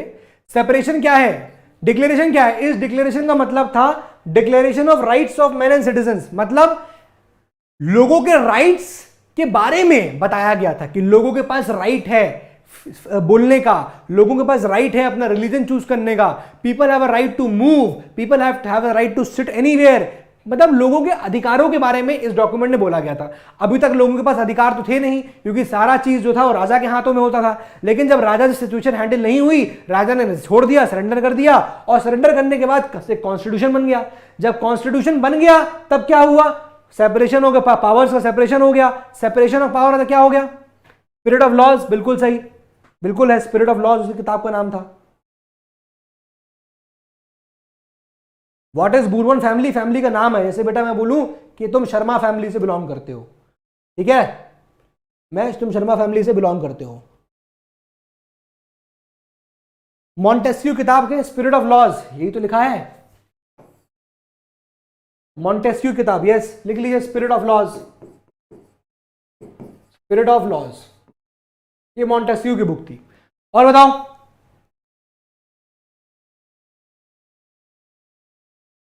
प्रिविलेज मतलब बेटा कुछ एक्स्ट्रा अधिकार, प्रिविलेजेस, अलग से ट्रीटमेंट, स्पेशल ट्रीटमेंट। सरेंडर क्यों किया, क्योंकि उसके पास अब वही था ही नहीं ना, उससे हालात समझ नहीं रहे थे, बहुत हालात खराब हो गए थे ना। देखो मतलब एक रूमर फैल गई, लोग एक दूसरे को मार रहे हैं, वो उनकी फसल खराब करने की बात कर रहे हैं, वो लोग यहाँ के लूटपाट कर रहे हैं शहर में, उनके यहाँ शहर में इतनी अफरा तफरी मच गई, किंग उन हालातों को नहीं संभाल पा रहा था। दैट इज वाई किंग ने रिजाइन कर दिया, सरेंडर कर दिया। ठीक है, ठीक है।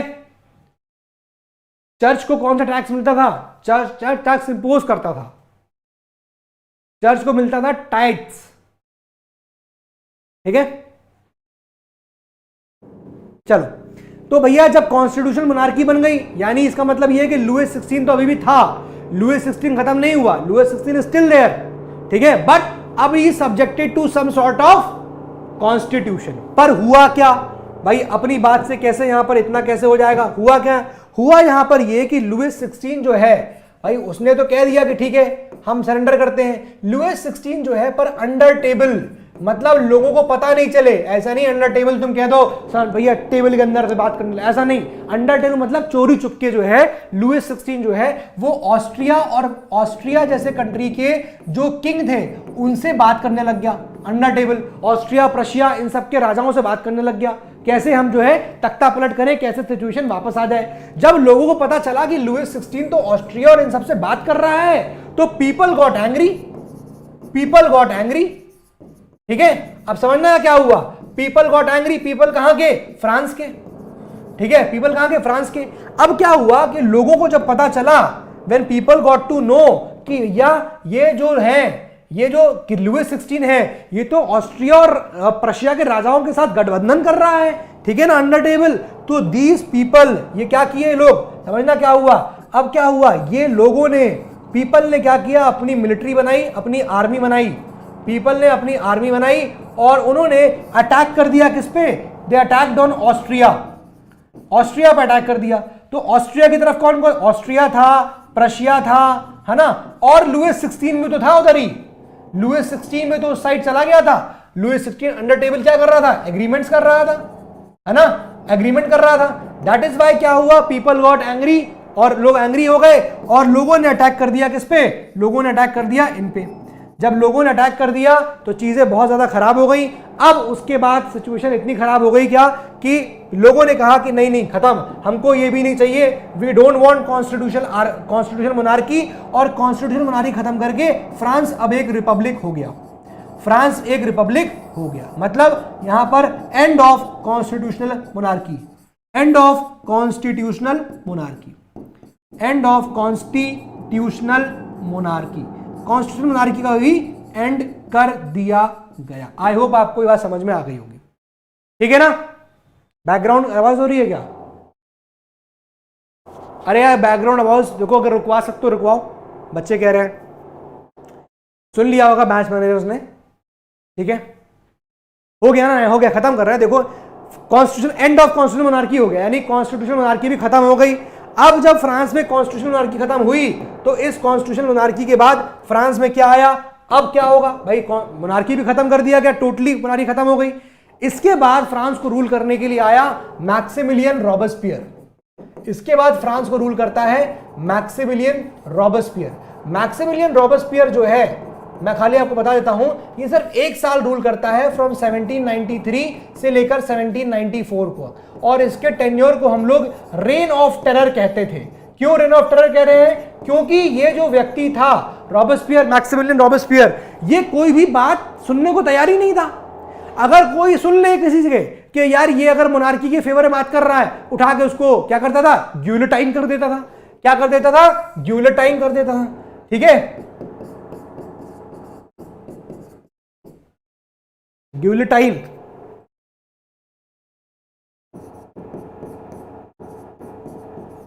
अब सर ये कौन सा ग्यूलेटाइन है, अरे भैया ग्यूलेटाइन, क्वारंटाइन नहीं, क्वारंटाइन नहीं, ग्यूलेटाइन। ग्यूलेटाइन में क्या होता था समझ लो, एक डंडा ये लगा हुआ है, एक डंडा ये लगा हुआ है, यहां पर लगा है ब्लेड, ठीक है, यहां लगा हुआ है ब्लेड, इस ब्लेड में बढ़िया एकदम ऐसे नुकीले नुकीले एरो बने हुए हैं, ठीक है। यहां पर एक आदमी को लिटाला जाता था, जिसमें उसका यहां पर धड़ रख देते थे सर, और इस पर्टिकुलर चीज को नीचे गिरा देते थे। गिराने से क्या होता था कि उसका सर जो है धड़ से, बॉडी से अलग हो जाता था और वो आदमी मर जाता था। इसको हम लोग बोलते हैं ग्यूलेटाइन। तो अगर कोई भी व्यक्ति मैक्सिमिलियन रॉबेस्पियर के टाइम में, मतलब जब कॉन्स्टिट्यूशनल मोनार्की खत्म हो गई और उसके बाद जब ये मैक्सिमिलियन रॉबेस्पियर का रूल आया, तो उसने क्या किया, उसने इतना भयानक अपना पूरा वो कर लिया था, ऐसा उसने माहौल बना दिया था कि अगर कोई भी व्यक्ति क्या कर रहा था, इफ एनीवन अगर वो फेवर ऑफ मोनार्की में बोल रहा है, अगर एनीवन फेवर ऑफ मोनार्की में कोई बोल रहा है या फिर अगेंस्ट डेमोक्रेसी बोल रहा है, अगेंस्ट डेमोक्रेसी बोलता था, तो क्या होता था, तो क्या हो रहा था, वो उसको क्या कर देता था, वो उसको ग्यूलेटाइन कर देता था, ठीक है। तो हालांकि जब ये टेन्योर जो था वो मैक्सिमिलियन रॉबेस्पियर का नहीं चल पाया, और ये खुद एक ऑफेंस था, ट्रीजन ऑफेंस के लिए ये यहां पर जिम्मेदार ठहराया गया, ट्रीजन ऑफेंस के लिए। और फाइनली बिकॉज उसने बहुत अत्याचार कर दिए थे, मतलब बिना मतलब के लोगों को इतना सुन लिया, कोई कह रहा है कि डेमोक्रेसी खराब है, इतना कोई बोले, उठा के जेल में डाल दिया, उस ग्यूलेटाइन कर दिया। तो ये तो बहुत बेकार चीज हो गया ना। That is why finally court ने मैक्सिमिलियन रॉबेस्पियर को भी ग्यूलेटाइन कर दिया। इस तरह से फ्रांस से मैक्सिमिलियन रॉबेस्पियर का टेन्योर भी खत्म हो गया। अब जब मैक्सिमिलियन रॉबेस्पियर का टेन्योर खत्म हुआ, ध्यान रखना, मैक्सिमिलियन रॉबेस्पियर जो है ये एक तरीके से कह सकते हैं, ये पुअर पीपल का कॉन्स्टिट्यूशन था, पुअर पीपल। मैक्सिमिलियन रॉबेस्पियर जो था ये कॉबलर्स, कारपेंटर्स, इन सब का ग्रुप से ये एक सरकार चला रहा था। तो ये पुअर लोगों का कॉन्स्टिट्यूशन था। और यहां पर जो कॉन्स्टिट्यूशन बना था, इस जगह पे जो कॉन्स्टिट्यूशन बना, ये कॉन्स्टिट्यूशन रिच लोगों का कॉन्स्टिट्यूशन था, अमीरों का कॉन्स्टिट्यूशन था। तो भैया रिच का कॉन्स्टिट्यूशन था 1791 में, लेकिन रिच का कॉन्स्टिट्यूशन को भी खत्म कर दिया गया, है ना, वो भी खत्म हो गया। लुई 16 ने फिर इनके साथ, ऑस्ट्रिया के साथ अंडर टेबल एग्रीमेंट किए। उस एग्रीमेंट में लोग को पता चल गया कि लुई 16 मिल गया है ऑस्ट्रिया के साथ, तो लोगों ने अटैक कर दिया ऑस्ट्रिया पर। देखो ससुराल पे हमला हो गया, फ्रांस ने ससुराल पे हमला कर दिया, और फाइनली कॉन्स्टिट्यूशनल मोनार्की भी खत्म कर दी और फ्रांस एक रिपब्लिक हो गया। जब फ्रांस रिपब्लिक हो गया, इसका मतलब कॉन्स्टिट्यूशनल मोनार्की भी एंड हो गई। और अब मैक्सिमिलियन रॉबेस्पियर आया, उसने भी कॉन्स्टिट्यूशन बनाया। वो कॉन्स्टिट्यूशन पुअर लोगों का कॉन्स्टिट्यूशन था। तो रिच का कॉन्स्टिट्यूशन गिर गया, पुअर का कॉन्स्टिट्यूशन गिर गया। अब क्या होगा, जब मैक्सिमिलियन रॉबेस्पियर को खुद ट्रीजन का ऑफेंस हुआ और उसे खुद ग्यूलेटाइन कर दिया, तो अब फ्रांस को कौन चलाएगा, अब फ्रांस को चलाएगा यहां पर एक डायरेक्टरी रूल। फ्रांस को चलाने के लिए यहां पर क्या आया, डायरेक्टरी रूल चलाने के लिए आया। डायरेक्टरी रूल में क्या था कि यहां पर 5 मेंबर्स हुआ करते थे एक कमेटी के अंदर, 5 मेंबर्स का एक बॉडी हुआ करता था, 5 मेंबर बॉडी, ठीक है।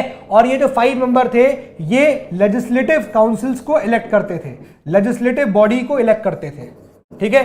तो एक ये बॉडी क्यों बनाई गई, ताकि इनके ऊपर क्रॉस चेक रखा जाए। मतलब ये सिर्फ क्रॉस चेक के लिए था, ये सिर्फ क्रॉस चेक के लिए था कि डायरेक्टरी जो है वो एकदम पावरफुल ना हो जाए। लोग डर रहे थे, पीपल वेर फियरिंग कि कहीं ऐसा ना हो फिर से ये डायरेक्टरी जो रूल है 5 मेंबर, ये फिर से बहुत ज्यादा तानाशाह हो जाए और फिर से फ्रांस में मोनार्की ना आ जाए, इसलिए उसके लिए क्रॉस चेक रखने के लिए इनके ऊपर एक पर्टिकुलर यहां पर लेजिस्लेटिव बॉडी बनाई गई। दो लेजिस्लेटिव बॉडी बनती हैं जो इन 5 मेंबर्स को क्रॉस चेक करती रहती है कि ये लोग कुछ गलत काम तो नहीं कर रहे हैं, और ये 5 मेंबर भी इनके ऊपर क्रॉस चेक करते रहते थे कि ये लोग कोई गलत काम तो नहीं कर रहे हैं। ठीक है, तो इसकी वजह से मतलब इस तरह से डायरेक्टरी रूल फ्रांस में आ गया, बट ये डायरेक्टरी रूल भी बहुत ज्यादा नहीं चल पाया।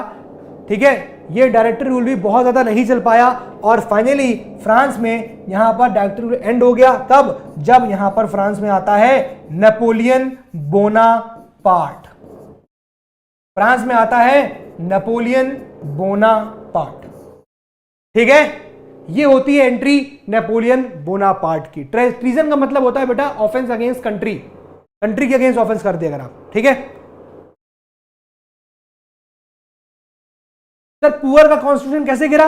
अब मैक्सिमिलियन रॉबेस्पियर खुद ही इतने ऑफेंस कर रहा था, किसी को भी उठा के डाल देता था जेल में और गुलटाइन कर देता था, तो इस वजह से लोग उस कॉन्स्टिट्यूशन को भी एक्सेप्ट नहीं कर रहे थे कि अरे ये कॉन्स्टिट्यूशन सिर्फ पुअर पीपल के लिए है, अमीरों की बात ही नहीं कर रहा है। तो डायरेक्टरी रूल जो आया, जो इन्होंने बनाया रूल, वो एक तरह से मिडिल मैन थे।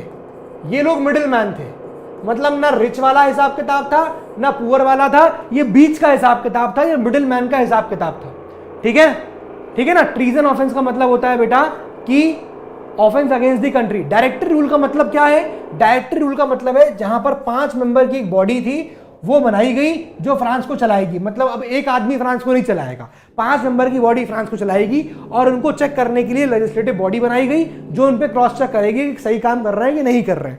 लेकिन डायरेक्टरी रूल भी फ्रांस में कंटिन्यू नहीं हो पाता है जब नेपोलियन बोनापार्ट आता है, और नेपोलियन बोनापार्ट के बारे में हम लोग अब क्लास 10 में अब पढ़ने वाले हैं। मतलब यहां से हम लोगों को क्लास 10 के लिए पढ़ना है। तो ये हमारा जो पहला पोर्शन है बेटा वो कंप्लीट हो गया। मतलब मैंने आज आपको इस वाले पोर्शन में मैंने आपको फ्रेंच रिवॉल्यूशन से ये पढ़ने से पहले मैंने आपका बेस तैयार कर दिया कि कैसे फ्रेंच रिवॉल्यूशन हुआ था।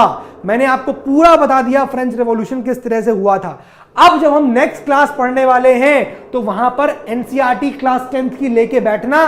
क्लास 10th की एनसीईआरटी में जैकोबिन क्लब मैंने बेटा इसलिए नहीं बताया क्योंकि वो सब चीजें क्लास 9th की हैं, है ना, वो सब 9th क्लास की चीजें हैं। बेसिकली आपको मैंने इसलिए रिवाइज कराया ताकि क्लास 10th का जो चैप्टर पढ़ने वाले हैं ना हम लोग, rise of nationalism in Europe, वो आपको अच्छे से तैयार हो जाए, वो आपका अच्छे से तैयार हो जाए, मतलब आपका बेस तैयार हो जाए अच्छे से।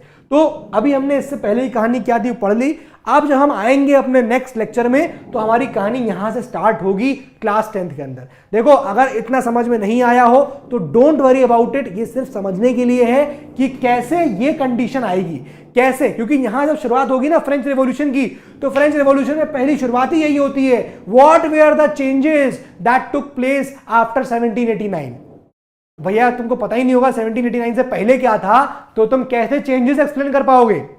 इसीलिए मैंने आपको एक क्लास डिवोट करी कि मैं आपको क्लास 9th पढ़ाऊं, समझ रहे हो। मैंने आपको एक क्लास डिवोट करी है, मैं चाहता तो आपको क्लास 10 शुरू कर देता, लेकिन यही तो बात है, सिर्फ उड़ान नहीं पढ़ा रहे हैं, हर वो चीज जो आपको उड़ान के अंदर पढ़ने के लिए जरूरत पड़ेगी, अगर वो क्लास 8 की है, क्लास 7 की है, क्लास 9 की भी है, तो भी हम आपको पढ़ाएंगे ताकि आपका क्लास 10th बहुत अच्छा हो सके। ठीक है, क्या रिपब्लिक और डेमोक्रेसी अलग अलग होते हैं? नहीं बेटा, डेमोक्रेसी का मतलब होता है जहां पर आपको लोगों को वोट डालने का अधिकार है, हम वोट डाल रहे हैं, दैट इज डेमोक्रेसी। रिपब्लिक का मतलब होता है जहां पर हेड ऑफ द गवर्नमेंट, यानी सरकार को जो आदमी चला रहा है वो इलेक्टेड होना चाहिए। ठीक है, जैसे फॉर एग्जांपल हम ब्रिटेन की बात करेंगे बेटा, तो ब्रिटेन में हेड ऑफ द स्टेट जो है वो है क्वीन एलिजाबेथ। बट क्या क्वीन एलिजाबेथ इलेक्टेड है? नहीं, वो हेरिडिटरी पोजीशन है, इसलिए ब्रिटेन रिपब्लिक नहीं होता। लेकिन इंडिया प्रेसिडेंट जो है, देखो इंडिया की बात करें तो प्रेसिडेंट वो इलेक्टेड है, हां सर इलेक्टेड है, इसलिए इंडिया रिपब्लिक है। ठीक है, इंडिया डेमोक्रेटिक भी है, ब्रिटेन भी डेमोक्रेटिक है, दोनों के अंदर वोटिंग होती है। ठीक है, डेमोक्रेसी है, ब्रिटेन में प्राइम मिनिस्टर को चूज किया जाता है, इंडिया में प्राइम मिनिस्टर को चूज किया जाता है, लोग वोट डालते हैं। लेकिन अगर बात करेंगे हम लोग प्रेसिडेंट की, जो हेड ऑफ द स्टेट होता है, तो इंडिया में हेड ऑफ द स्टेट कौन है? प्रेसिडेंट। वो इलेक्टेड है? हां सर वो इलेक्टेड है, इसलिए इंडिया क्या है? रिपब्लिक। लेकिन हम बात करेंगे ब्रिटेन की, ब्रिटेन का हेड ऑफ द स्टेट कौन है? Queen Elizabeth. पर क्या वो यहां पर इलेक्टेड है? नहीं, इसीलिए Britain is not a republic. आपको होपफुली समझ में आ गया होगा। ठीक है, मैंने आप लोगों के लिए एक एक लेक्चर इसी पे डिवोट किया ताकि आपको समझ में आए फ्रेंच रेवोल्यूशन, ताकि आपको ये जो चैप्टर आने वाला है ना, ये वाला हम ये जो पढ़ने वाले हैं लेक्चर नंबर 2 में, वो आपको समझ में आ जाए। ठीक है, तो उम्मीद है आपको ये पूरी चीजें जो है वो सारी स्लाइड्स आपको क्लियर हो गई होंगी बेटा। इनका नोट्स बना लेना और इसका थोड़ा बहुत रीडिंग करना।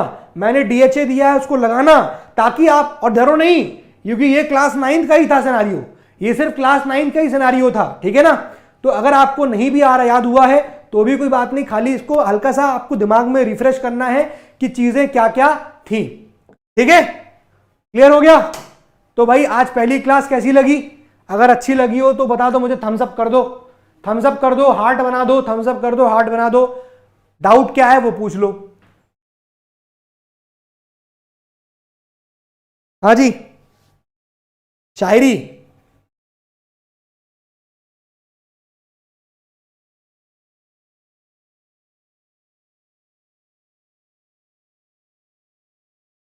अर्ज किया है। हाँ जी, डीएचए क्या होता है? Daily home assignment. ये पढ़ाया है मैंने आज, इसका तुमको असाइनमेंट नहीं मिलेगा। तुम जो पढ़ के आए हो क्लास में, क्या तुम वो चीज सुन कर पा रहे हो? क्या तुम उसको प्रैक्टिस कर पाए? क्या तुमने जो क्लास में पढ़ा, क्या तुम उसको पढ़ समझ पाए? इसलिए डेली होम असाइनमेंट मिलेगा बेटा, आपको वहां पर अवेलेबल है। कल उसका सॉल्यूशन भी आपको मिल जाएगा, ताकि आपको समझ में आ जाए। कुछ आपको नहीं क्लियर हो रहा हो तो वो क्लियर हो जाए। तो होपफुली आपको क्लास 10th का मैंने आज बेस बना दिया है ना। यहीं से शुरुआत होनी है। एक लेक्चर मैंने पूरे साल भर में, एक लेक्चर मैंने एक्स्ट्रा दिया है क्लास 9th का, ताकि आपका बेस स्ट्रांग हो जाए। ठीक है बेटा, वो उस बेस को तगड़ा बनाए रखने के लिए मैंने आपका ये काम किया है। तो अर्ज किया है, शायरी आप लोगों के लिए अर्ज किया है कि चलो शुरू से शुरुआत करते हैं। अर्ज किया है कि चलो शुरू से शुरुआत करते हैं, बीती बातों को भूलकर एक नई कहानी की आगाज करते हैं। बीती बातों को भूलकर एक नई कहानी का आगाज करते हैं। ठीक है, तो भैया चलो फिर मिलते हैं अपनी अगली क्लास में, और इसको सब बना लेना नोट्स को अच्छे से। ठीक है, we will meet in the next class.